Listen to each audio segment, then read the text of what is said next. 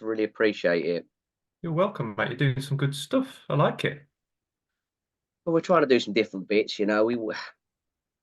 Obviously you've been involved in junior golf a long time, and we want to try and get more people enthused to go down that avenue. I think there's plenty of juniors out there if you do it correctly, isn't there? As you'll know. Yeah, so hopefully we can impact some people and get them interested in junior golf. I yeah. There are times where I'm positive about it, and there are times where I'm, is it apathetic? Apathetic that I think golf coaches in general, and maybe also from COVID, they got used to doing one-to-ones, 50 quid for an hour, purchase a TrackMan, and then away they go, don't they?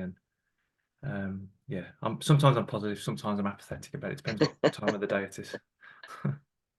Well, yeah, so thanks for coming on. I just really wanted to chat with you really about kind of your journey into junior golf and how you deliver your sessions sort of at the moment. So you've obviously started Jolf Golf, was it? In when did you start that, and how did that come about?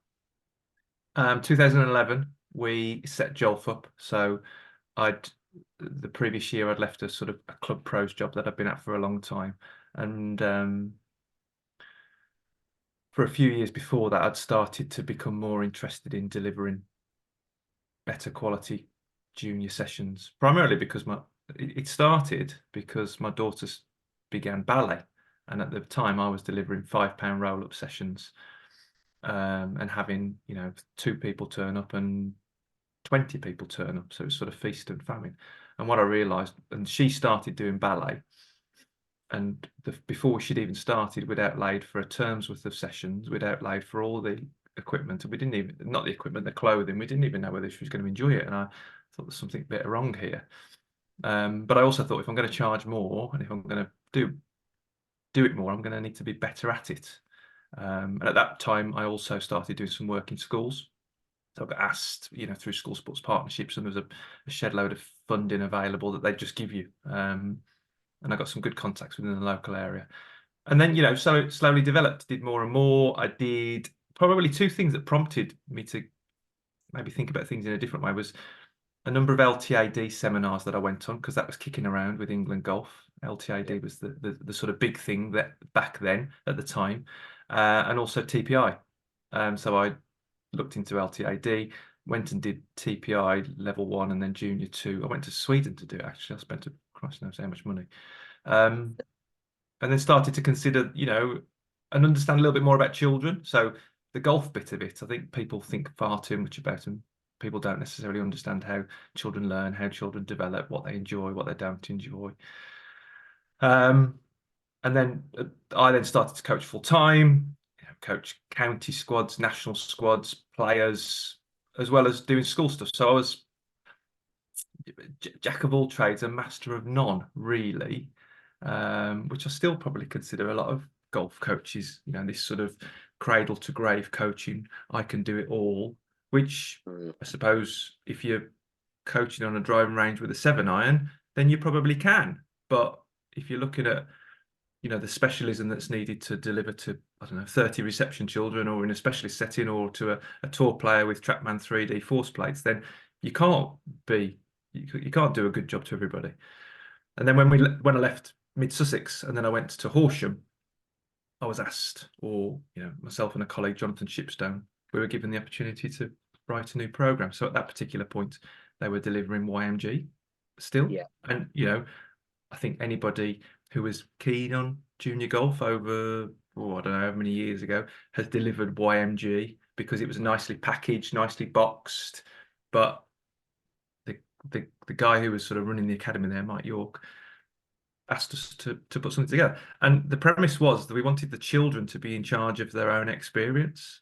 So I'd come at it from a golf background and started to explore different ways. My colleague Jonathan Shipstone was an ex-primary school teacher and was coming to golf late on, so the sort of, if you like, the fusing of the minds worked really well. And we sat with a blank piece of paper, didn't have a name, didn't have anything, and we just tried to sort of map out what it would look like using the caps that TPI did, but most importantly, putting no parameters around it. So the parameter was that by the end of the journey, the children would be playing a lot of golf and be in charge of their own journey. You know, once they got to black cap, didn't necessarily equate to them being any good at it. You know, so it's not a sort of linear start, get better, but it was just they were playing regularly and they were enjoying their golf. So that was 11 and a half years ago. So coming up to 12 years, 13 years. And then it's sort of, you know, gone through goodness knows how many changes and movements, club-based, not club-based, delivering to coaches, setting up Junior Golf Alliance and doing online learning, delivering workshops. Goodness knows how many schools, hundreds of schools, tens of thousands of children. And I just sort of sit here today with me and the van, and I go around and I deliver what I would call positive first experiences of golf to children in primary school settings. Because for me, that's not done very well, generally. You know, it's fun. People talk about fun, but I think if we're a professional outfit, which golf coaches generally are, then fun's not good enough. It needs to be more than fun. It's got to be enjoyable. It's got to be, which is different to fun. It's got to be engaging. It's got to be meaningful. Educational, maybe, but I think we have to create a spark, and I think fun is a spark that can easily be snuffed out. Yeah, absolutely. Do you find that when you talk to other coaches that might be looking to do junior golf, that, as you've just said there, they're more focused on producing the player and good players, or not necessarily like lifelong participants? I mean, our remit is very much, if someone becomes a good player, great, but it's more about getting them to be playing golf and growing the game as a whole than just producing golfers, if that makes sense. I think generally we end up imposing the sport on the children, and Massively. we end up imposing the journey that they should go on, whether that be for a long-term participant, a member, or an elite player, rather than just focusing on that experience that we're having in the moment. I think I do some work this last 6 months. I've started doing quite a bit of work with the local cricket club. It's a different hat. It's probably a full-time job, but a different hat. But it's the same stuff. It's people, it's sport, it's experiences. And we're always talking about what next, what next, what next. And for me, I think we have to just take a beat and take a step back and constantly consider what now. Because I think it's the what now that's most important. Because what I firmly believe is that if you have a repeatable and numerous amount of what nows, then the what next will be obvious to the child, to the participant, and it's not our what next. I think all too often the adults, whether it be coaches, parents, the adults impose the what next on the children. Now, I think a lot of coaches will always, and this is across sport, a lot of coaches will always point towards the parents being the ones that impose the what next on it, but I don't think that's necessarily always true.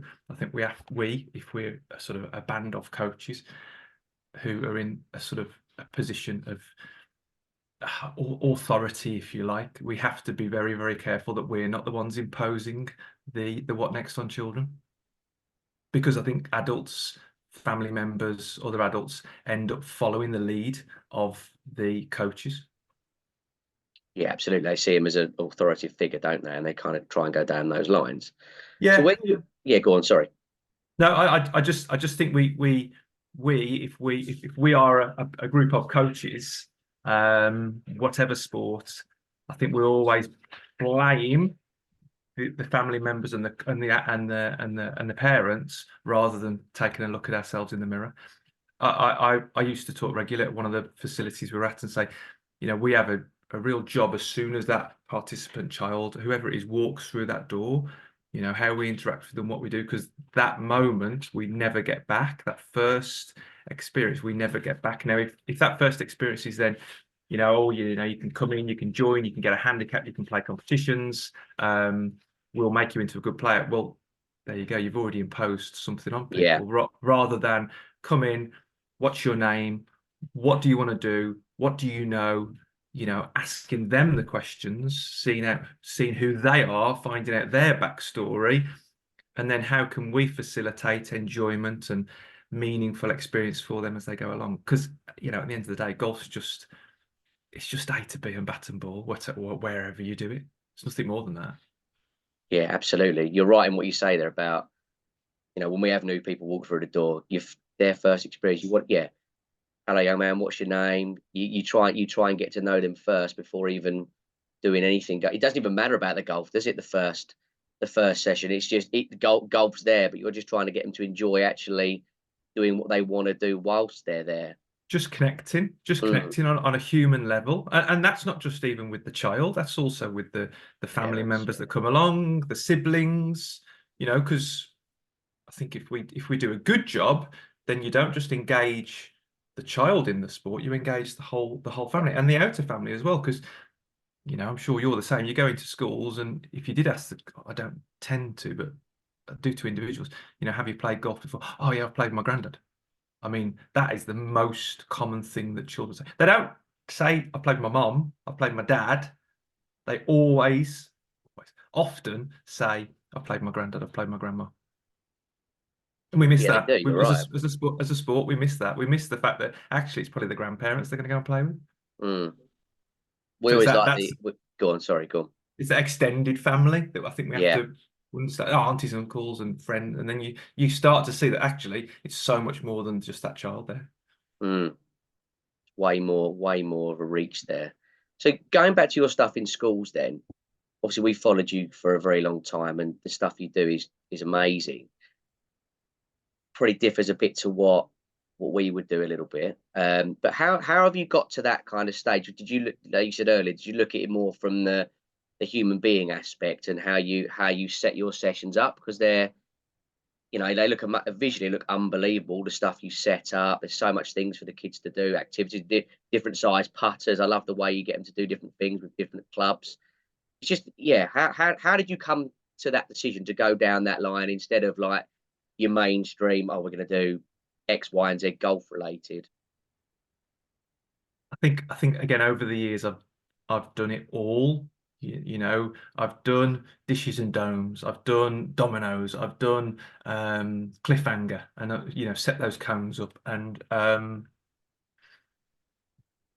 then I started to understand that actually, if playing golf is the thing we want children to fall in love with, then hitting towards cones, collecting cones, relays wasn't going to cut it for me. And so you know, we invested in a long time ago, we invested in Golf Park. So Golf Park is the trees and the flags and the bunkers. And, you know, it's a substantial investment at the time.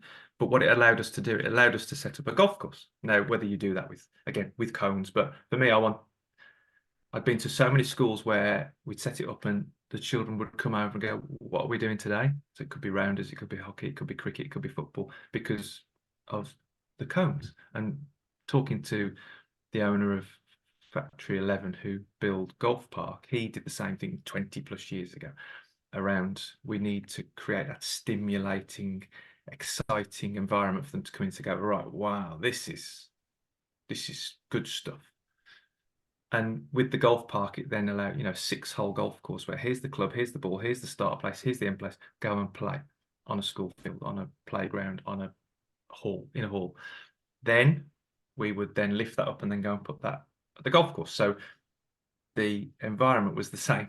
So that transfer, Yeah. because at the time we were delivering in schools and at the club, the transfer was the same. Whereas previously it would have been your traditional, if we call it that, games. And then they go to the golf course. It's like, whoa, this isn't like school. This isn't what we were doing then. I really enjoyed that. Not that they didn't enjoy this, but it was a massive change. So it's trying to sort of bring those two experiences close together. And also, one of the things that I constantly thought about was, are the tasks, games, and activities representative of what they will experience when they play on the golf course? So regardless of any setting that I go into, I want to say, is it representative? Now, I suppose where I'm at now, it's A to B, bat and ball. A to B, bat and ball. So whatever I do with whatever participant, that is representative of playing golf. Yeah. Now, if someone were to see me with a pushy club on a table, they go, "That's nothing like golf." Yes, it is. It's a task-based, playful activity. A to B with bat and ball. Now, that pushy club is because the child can't stand, can't do whatever. But there's then, if this was important, a pathway, a next step for them to get to go and play on the golf course. Now, I know for a lot of the children we see, that's never going to happen for whatever reason, but I've got it mapped out because we've stripped back as far as we could. I was in a place yesterday, a school, a specialist school, and I know that if I delivered a games-based activity, it would have never have worked for numerous reasons. I'm looking at the moment around this sort of, if you like, task-based versus game-based. Not one versus another, but you know, if I did not have a minute to explain to those children how to do it. Here's the club, here's the ball, go and play. And you know, if they then played for another minute, I mean, that was fantastic. So, and you know, points competition, race, chase, that wasn't what would have hooked those children in. Now, for the next group tomorrow, that might be the case, but it's being able to provide enjoyable, meaningful, representative, each child every time, playful approach. You're right. You have to be adaptive, don't you, to your different settings? As you said there, you've gone into a specialist school. Might be completely different delivery to what you're going to offer another school. Well, it was the And same. I just mean, and it was the same, and that's really, I think, the point that people talk about adapting it, or what's the word people often use?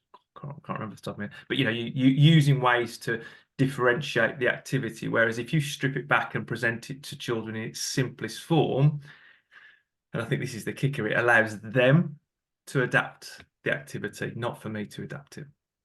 I can if they ask, but I yeah. don't need to. So But you they're in know what? charge.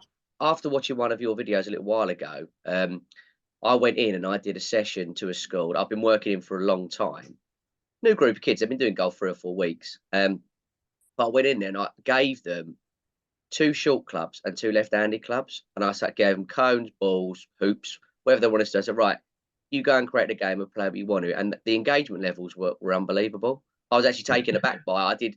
I did 0 coaching, so to speak, and just let them discover it, and they absolutely loved it. And there's 2 girls that come along. All they want to do is play golf left-handed, use the back of the club, and it shifted my mind into, because I was very much, you know, I want them to play games, want them to enjoy it. Stuff we do is quite high energy. But it really kind of took me aback to think, it doesn't have to be like that. There's so many different approaches. And as you said, strip it back to bat and ball is a really good way. Just, yeah, make your own games. That's had a massive impact on the way we've even started delivering some stuff, which has been a big help, actually. It's really interesting what you say there, because there's 2 parts to what you said. Number one was let them, and I there's a lot of work I'm doing around that sort of let them play, versus I want them, and I Yeah. think you can see where that comes from. So if we let them, it's their experience on their terms, in their time, play their way, versus I want them to have fun. I want them to learn. And it's a balance. It's a real balance that I think coaches have got to tread, because I think it's also a continuum. You know, there are definitely times where I will be telling and I will be instructing, and that's generally around the sort of behavior and the expectations that we all adhere to. But then the activity and the play, that's very much let them. And I think Hmm. coaches, and I have this conversation regularly with teachers who deliver PE, coaches get the balance skewed, not wrong, because no one does it, but skewed. So they let them, they struggle with managing behavior outside and with classrooms, and then they instruct them and tell them as far as the activity is concerned, rather than it wants to be the other way around. Hmm. It is so interesting. So do you feel like then that a lot of coaches that aren't ready to work with juniors in the correct way, like you know, we see a lot of people start stuff in the summertime at the club I'm talking about, and then they might go into a couple of schools, but there's not really any longevity in it. They kind of dip in and out of it. How would you go about, if I gave you a blank canvas and said, how would you go about educating coaches really to working with kids? Where would you kind of, I know it's a minefield, be all day, but where would you start? I think I'd show them. So we had a he may end up listening to this because we're good pals, Roy. So Roy was I'll tell this story because it would help this. Roy was a car mechanic and he fixed my car and he came in at golf lessons. You know, he's a good pal. We still are, and we speak regularly. And he didn't want to be a car mechanic forever. You know, grubby hands, getting a bit older, cold, wet, damp underneath cars. And he loved golf, really loved it. You know, played, I don't know, 10, 12, 15 handicap. And I said, well, come and do some work for us. So he came and did some work for us for a day a week. And for a good period of time, he'd come and he'd shadow and we'd drive to the school, deliver in the school, drive back. And it was the drives there and the drive backs that was really, really valuable. The chatting, the talking, the unpicking, the questioning. And then he did 2 days a week and then he did 3 days. And then eventually he came and worked with us full time. And he's now in his second year PGA. So he's doing amazing. And he is a very, very good coach. He's one of not many coaches where I would send them work on my behalf into any setting, for lots of different reasons. But it's that idea of being shown, shadowing, talking, unpicking. You know, you can go on a course, you can look online. I see so many people who are looking for games. Oh, I got this game and I got that game and I'm going to use this one. And it's not about the game, it's about what's underneath the game. It's the guts of it. It's the guts of the experience that you need to understand. You know, how do you manage a group of 34 and 5-year-olds? How do you talk to them so that they're going to listen? What words you're going to use before you even start setting up the environment? You know, I think a lot of people are keen and eager and will go into a school and deliver it. And because, you know, golf pros are often personable people, we have to be, don't we, to work Yeah. in the environments that we do. And they get by with that personality and that fun and that sort of, you know, I'll use the word party court jester. Well, look at me, you know, and like me, like the game, and then everything will be okay. Now, I'm not that fussed whether children like me or not when I deliver. I'm not that fussed whether they like golf or not. But what I am fussed about, and what I really care about, is that they enjoy the experience they have and they find meaning and enjoyment in that experience their own way. And, you know, go back years, I know that I wanted them to like me and I really wanted them to like golf. And I think we come back to that imposing golf and me and my way on children. I'm not saying it's wrong, but I don't think it's necessarily sustainable, and I'm not necessarily sure it's even efficient. Because you know, children are savvy, aren't they, nowadays? And there's a lot that can take their attention, and I think we've got to be understanding of what makes children tick. And even this idea, you know, children on screens, we've got to get them off screens. I mean, it's just a boring line. Let's just deliver and provide really good, enjoyable, meaningful experiences that they love in that moment. I don't care whether they want to do it again.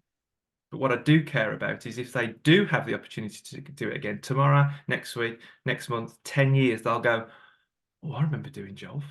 I really like that. And so because I really liked it then, I'm more likely to really like it now. Yeah, positively impacting them in their first. Positively Yeah. impacting, positively influencing. And it's hard. You know, I could bore on about this for days. You know, I love it. Think about it all the while. And I'm quite happy and comfortable being wrong, but done it enough now in enough different places with enough different people to go, do you know what? We're sort of ticking along and it's okay. That's not to say it won't ever change, but Have you found since you've done that, so if you did a couple of schools, going stripping it back before you started, Joel, if you said you did a couple of schools and obviously it's changed over the years, do you feel like now that schools are more not approachable. All schools are approachable, but it's become easier for you to work with schools because you're actually approaching it more to helping the kids develop, not just going to blast out a golf session. No, it's so difficult to Yeah. sell to schools. Mm, hmm I'm glad you It said is, that because we find it hard as well. yeah, it's really hard. I mean, my business, once I've got in, Yeah, I'll get regular bookings, yeah, you know, because yeah. they see. So I think if this is golf coaches watching, you have to understand how busy schools are. You have to understand that on the list of priorities, sport and PE, for the majority, isn't even in the top 10.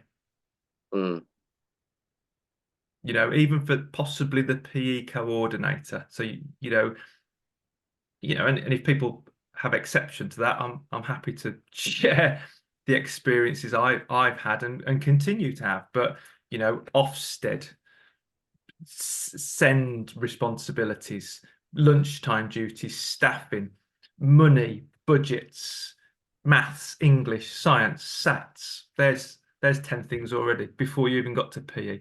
And then you throw in the fact that some of the teachers will really like delivering PE, some of them will absolutely hate delivering PE. Then you throw in the fact that schools are bombarded. My wife does this job, so she works in the office, bombarded with the likes of you and I sending information yeah, all day, every day. Free this, free that. We can do this, we can do that. People over promising, we can do PPA, we can do after school clubs, all this sort of stuff. It's huge, and I mean, around here I could name goodness knows how many different providers. Two in particular, Sussex Cricket, and Brighton Hove Albion, who I know a lot of the people that deliver, and they do a good job. Cricket, massive amount of money from ECB, Chance to Shine program. So they've already got funding, so they can go in and deliver it for free. yeah, Brighton Hove Premier League money, Brighton Hove Albion, a foundation, Premier League money, not all of it free, but again, we'll do lots and lots of different things. So already, if you like, there's competition there. That's not even going into dance, this, all the other different things. So I suppose it's having products or having something that can, if you like, set you apart, or you're very clear with what you're selling. It's hard. I mean, I know I can email somebody 10, 12, 15, 20 times, not get a response. And then on the 20th time, it'll be, oh God, I'm so sorry, I've been so busy. Yes, we'd like to book you in. Thank you very much. I had someone speak to in earlier in the year, and he said, how do you get into schools? I said, well, what have you done? He said, I've emailed them. I said, how many times? He says, once. I said, okay. I said, I'll speak to you again when you've done it 12 times. yeah. It's consistency, isn't it? Being Just consistent with it. keep waving. I just keep waving. Here I am, still doing it. Here, keep waving, keep waving, keep waving. It's knocking on the door all the time. And as you say, you get into, same with us, you get into a school and then, you deliver a good session, you do a good job, you have a meaningful impact on the children, and then, they want to book you in again. Definitely. There's a lot of repeat business in there. And I think a lot of schools, I tend to find in our area, a lot of schools talk to one another, head Yeah, teachers meet each other. And, I think still in golf in general, the biggest form of advertising is still word of mouth. A school teacher goes to a meeting, they talk to another one. Do you offer this? Do you offer that? I've had quite a few come in saying, I've spoke to X, Y, and Z from a certain school who have kind of sung your praises, so to speak. So I still feel like that's the most, obviously that's uncontrollable on our point of view. We've got to control it with emails and calling and going in, what have you. But still find that word of mouth's a massive, I massive like service to everyone. I liked your idea of the letter with the T's in. I haven't done that yet, but I may do that. I might nick that. Well, it wasn't our idea. Well, it wasn't our idea. We had a Listen, claim it, claim it. I'm claiming it from you. we had a we had like a business coach a little while ago, and she said, as you've quite rightly said, schools get bombarded with letters, emails, what have you. You actually put something in there. It's a bit bigger, might go to the top of the pile. It was actually quite, and it worked quite nicely actually. I actually sent it to one of my pals from football who's a head teacher, and he messaged me straight back. What on earth have you sent me here with these golf tees? But he kind of, I don't think he would have ever got back to me if it was just a blank piece of paper. So I knew then it kind of worked a little bit. It's I mean, again, I suppose it comes back to what we said earlier on. For me, delivering, we've got sort of 3 products that we sell into schools. So whole school play days, Jolf PE, Jolf Nurture. So it's having those products and just being quite simple with it, rather than can I come in and deliver a free session? Again, schools get lots of that, and I'm not saying that's wrong. And can I do it at a time that's convenient to me? Come the summer, can I do it because we want to recruit more people in? Lots of different ways to do it, but I think it's just looking at it. How are you going to sustain it? How are you going to be consistent with it? I do it as a sort of standalone now. That's all I do. All I do is go and work in school. So I don't have any link or attachment with golf clubs on a regular basis. Although I've got 2 or 3 that we're exploring. It's hard. It's hard. It's a second full-time job. If you think delivering is a full-time job, well, the marketing and PR and recruitment is a second full-time job as well. It is. You're absolutely right. Just before we finish up, how is your little podcast, your Jolf podcast going? What does that look like? I've listened to a couple of your episodes. So how did that come about? Purely self-indulgent. So through lockdown, I committed to do it. So I downloaded an app, pressed record, and that was it. And I sometimes struggle to write. I don't mind writing, but I like writing in my book, writing on a computer and finding places to post it. So I thought I like nattering, I like chatting. So I thought I'll do that. So I think I did about 50 days in a row through lockdown. Wow. Constantly. Okay. So I committed, made that commitment to do Yeah. every day, whether that be me rambling on my own or having some chats with people, because obviously during lockdown, golf pros weren't that busy, so they're happy to chat. And then since then, sort of, if you like, somewhat sporadic. And then this year, again, commit to do 1 a week, just press record. And whether it be, have I had any chats with people? I don't think I have this year, but stuff that's happened this year, stuff that I want to share. I also use it for sort of lines in the sand, things, because if I go back and listen to something 6 months ago, a year ago, then where am I at? But what's really interesting is that the amount of stuff I end up repeating, because it just comes up and up and again, over and over again. Take, for example, that idea of, I think Sunday I talked about we need to be better at repetition rather than progression.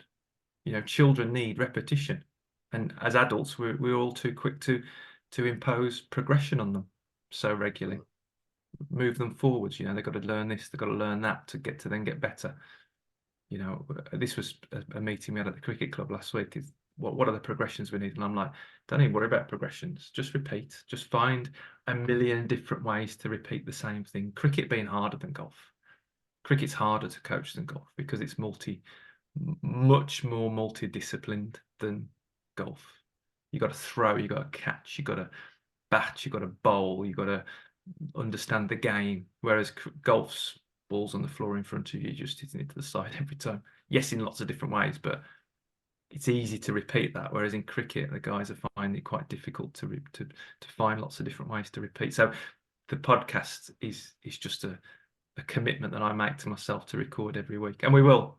We'll conversely come back and I'll invite you and we'll find a time. Yeah, lovely. That'd be great. Thank you. Thank you very much. Okay, so finally then, if you was going to start all over again, this is a long. We've got 5 minutes. If you were going to start all over again and restart your kind of journey through the PGA, what would you maybe change? Maybe do earlier or not do at all? I know you've changed in several ways over the years, but what would you try and change? You know what? I mean, I've been a golf pro now since I was 18, so it's nearly 30 years. I know I don't look that old. Sorry, you don't need to. You don't need to. I don't think I'd change anything because I've constantly followed my nose doing the things I enjoy. So at times it's been about the money, and then a lot of the time it's not a bit about the money. We just sort of tick along, I suppose.